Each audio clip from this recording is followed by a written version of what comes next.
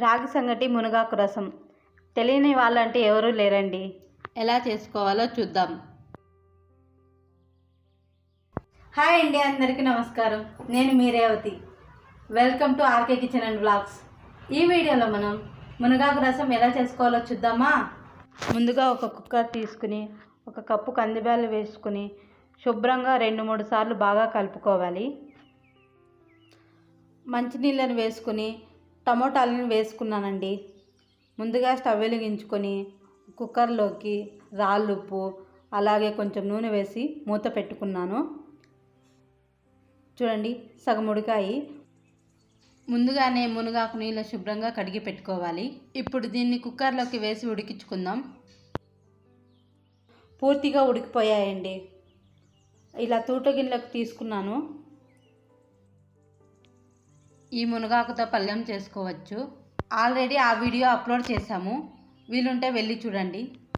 ఇప్పుడు ఈ నీళ్ళతోనే రసం చేయబోతున్నాను. ఒక బాండీలోకి ఎండుమిర్చి వేసి వేపుకోవాలి.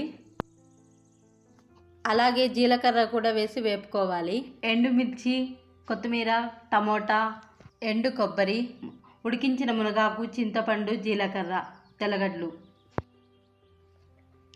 ఇప్పుడు వీటన్నిటిని మిక్సీలోకి వేసుకొని బరకగా మిక్సీ పట్టుకోవాలి.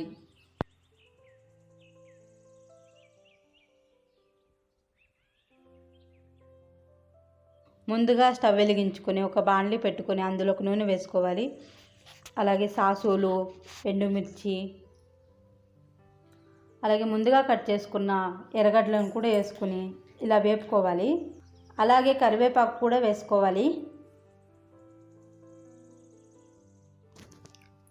ఇప్పుడు ఒక గిన్నెలోకి మిక్సీ పట్టుకున్న దాన్ని వేసుకోవాలి.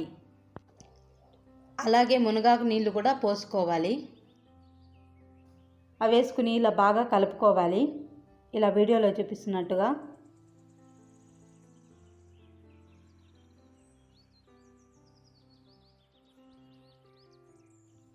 అలాగే కొంచెం ఉప్పు చూసుకొని వేసుకోవాలి. అలాగే తిరుగుబత్త వేసుకొని బాగా కలుపుకోవాలి.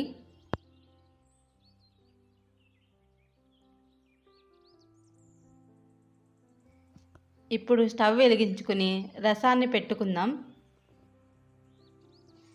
ఇలా పొంగొచ్చేంత వరకు మరిగించుకొని స్టవ్ ఆఫ్ చేసుకొని దించేసుకోవాలి. అంతేనండి, ఆరోగ్యానికి ఎంతో మేలు చేసే మునగాకు రసం రెడీ అయిపోయింది. ఈ రసం రాగి సంగటిలోకైనా అన్నంలోకైనా సూపర్గా ఉంటుంది. ఒకసారి మీరు కూడా ట్రై చేయండి.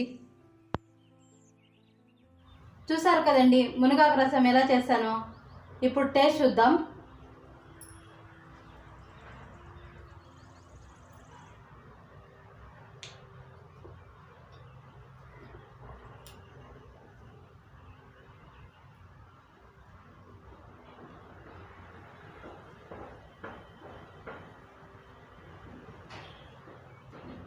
టేస్ట్ అయితే సూపర్గా ఉంది ఫ్రెండ్స్. ఒకసారి మీరు కూడా ట్రై చేసి ఎలా వచ్చిందో కమెంట్ చేయండి. అలాగే వీడియో నచ్చితే లైక్ చేసి మన ఛానల్ను సబ్స్క్రైబ్ చేసుకోండి friends. Thanks for the watching.